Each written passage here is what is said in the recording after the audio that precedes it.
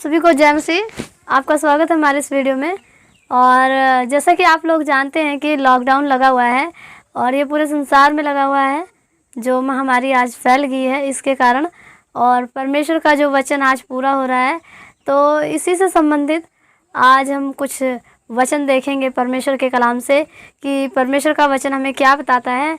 जब आप आमोस की पुस्तक पढ़ते हैं, उसके 8 अध्याय के 2 पद में पढ़ते हैं कि मेरी प्रजा इस्राएल का अंत निकट आ गया है। सचमुच मेरे भाई बहनों, क्योंकि परमेश्वर अब न्याय करने पर उतर गया है और हमारा अंत आ गया है। क्योंकि अब जिस तरह का कर्म करेगा, जिस तरह का उसका कार्य होगा, अच्छा या बुरा, धर्मी और अधर्मी, सबका अंत आ गया है। सबका परमेश्वर न्याय चुकाने वाला है। और उसके बाद जब उसी आमोस की पुस्तक 8 अध्याय के 3 पद में पढ़ते हैं आप, परमेश्वर का वचन वहाँ बताता है कि राज मंदिरों में जो गीतों का शब्द है वो हाहाकार में बदल जाएगा। क्योंकि आज देख रहे हैं लॉकडाउन हो गया है, इसकी वजह से सब चीज़, चर्च बंद हो गई हैं और ना ही हम लोग आनंद के गीत गा रहे हैं, ना कुछ चारों तरफ इस तरह से माहौल शांत हो गया और मृतकों को यूं ही फेंक दिया जा रहा है। जो शवों का ढेर लग गया है, आप लोग देख रहे हैं कि हर गांव में, हर नगर में, हर कस्बे में रोज़ाना बहुत सी मौतें हो रही हैं। तो ये वचन पूरा हो रहा है परमेश्वर का, क्योंकि परमेश्वर ने अपने वचन में साफ साफ लिख दिया है कि ये वचन जो मैं लिख रहा हूँ, बाइबल कभी भी नहीं बदलने वाली, उसका एक वचन नहीं बदलेगा। संसार बदल जाए, हम और आप बदल जाएं। तो उसके बाद जब इसी 8 अध्याय के 10 पद में आप पढ़ते हैं कि तुम्हारे उत्सव और तुम्हारे पर्व, ये इनका कोई आनंद नहीं रहेगा हमारे उत्सव। क्योंकि देखिए अब रोज़ डेली इतनी मौतें हो रही हैं, इतने लोग मर रहे हैं, इतनी तादाद में लोग मर रहे हैं। तो इस दौरान अगर हमारे त्यौहार जो आ रहे हैं, तो वो त्यौहार भी, हमारे उत्सव भी, हमारे पर्व जो हैं, वो सारे हमारे लिए निराशा भरे दिन हो गए हैं। आनंद नहीं रह गया है। इस तरह से परमेश्वर का वचन पूरा हो रहा है, क्योंकि परमेश्वर का कोप इतना भड़का हुआ है। और उसके बाद जब 8 के 11 पद में पढ़ते हैं, परमेश्वर का वचन वहाँ बताता है कि लोगों का जो आनंद है और जो खुशियाँ हैं, जो भी जितना भी हम लोगों ने सोच रखा था, हमारे पर्व और ये सारी चीज़ें जो सब पूरा इस 8 अध्याय को जब आप पढ़ते हैं, तो उसमें परमेश्वर की बातें स्पष्ट रूप से हमारे सबके सामने आ रही हैं कि सबों के ढेर लग गए हैं और इस तरह से चारों तरफ निराशा ही निराशा हो गई है, आनंद हट गया है। हम लोग परमेश्वर की महंगाई इतनी बढ़ गई है, महंगी और मरी से लोग इतना परेशान हो गए। लोगों के अंदर वचन सुनने की प्यास है। हम लोग सोचते हैं कि चर्च लगे, कलीसियाँ लगाई जाएं और हम जैसे पहले परमेश्वर के वचन को आनंद के साथ ग्रहण करते थे, तो ये सब नहीं हो पा रहा है क्योंकि लॉकडाउन में सब कुछ बंद हो गया है। तो उस वक्त लोगों को खाने और अन्न की भूख प्यास नहीं है, लेकिन परमेश्वर के वचन की प्यास है।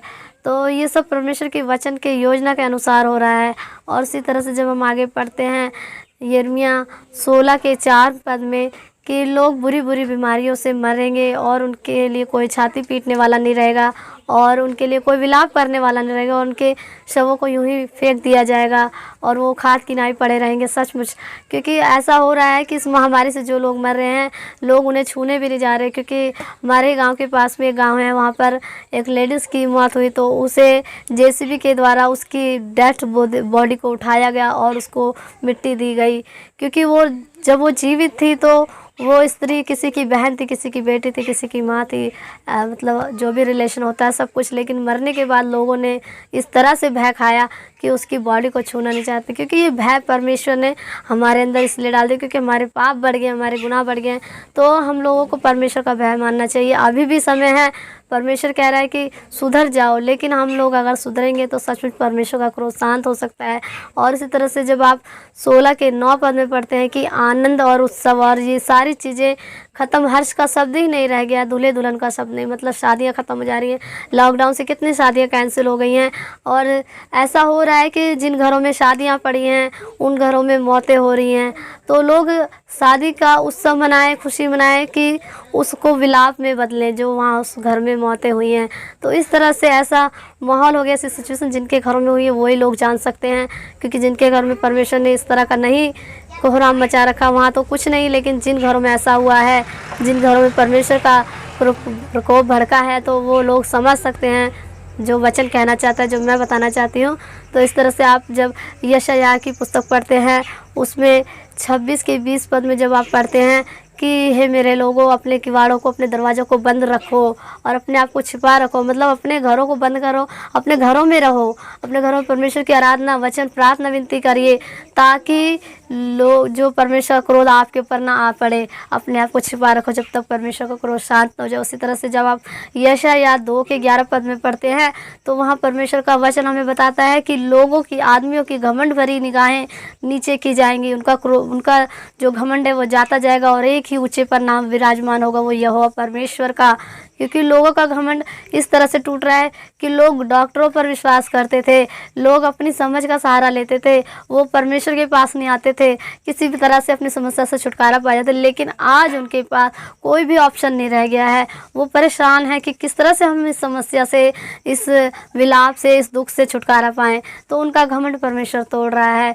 तो ऐसा ही परमेश्वर का वचन जब आप पढ़ेंगे तो परमेश्वर के वचन बहुत गहराई से बातें लिखी हैं। जब आप इसमें यशायाह 55 के 11 पद में पढ़ते हैं कि मेरा लिखा हुआ वचन पूरा होगा, मेरे मुख से जो बातें निकली हैं, जो वचन निकला है वो व्यर्थ यूं नहीं लौटेगा मेरे पास आकर, जब तक वो पूरा ना हो जाए, जब तक वो सफल ना हो जाए। तो जो जो बातें परमेश्वर ने दी कही हैं बाइबल में, तो वो सारी की सारी बातें आज पॉसिबल हो रही है। तो आप लोगों से मैं यही कहना चाहूँगी कि अभी भी वक्त है, हम लोग परमेश्वर का भय खाएं, परमेश्वर की दृष्टि में अपने आप को निष्पाप, निष्कलंक बनाएं और परमेश्वर की हुजूरी में जितना समय बिताएंगे, जैसे परमेश्वर का जो दासियां हैं, जैसे कि पुराने नियम में आप पढ़ते हैं, जो परमेश्वर के दास थे, दासियां थे, वो 3 टाइम प्रार्थना, दानियल हो गए और आयुब, जितने भी दास दासियां थे वो 3 टाइम प्रार्थना करते थे। घुटनों पे जाके अपने पूरी फैमिली के साथ बैठिए, क्या पता परमेश्वर की दया हो और परमेश्वर का क्रोध शांत हो जाए। तो इस वीडियो में यही बताना चाहूँगी, जो ये लॉकडाउन हुआ है, इस लॉकडाउन में जो भी बातें हो रही हैं वो पूरी बाइबल से घटित हो रही हैं और बाइबल का हर एक पॉइंट, हर एक बिंदु पूरा हो रहा है। तो आप लोग बने रहिए परमेश्वर में, परमेश्वर की हुजूरी में बैठिए और ज़्यादा से ज़्यादा परमेश्वर की क्लोजनेस में रहिए, वो आपके लिए भला है। तो आप लोग परमेश्वर के क्रोध से, परमेश्वर के ज्वाला से, परमेश्वर के हर प्रकार के दंड से बचे रहेंगे। इस वीडियो में इतना ही। इसी तरह से मैं आपके साथ फिर मिलूंगी अगली वीडियो में, ऐसे ही परमेश्वर के कलाम को लेकर। परमेश्वर इस वीडियो के द्वारा आपको आशीष दे और इस वचन के द्वारा आप लोग बचाए जाएं और आप परमेश्वर में बने रहें। जय मसीह।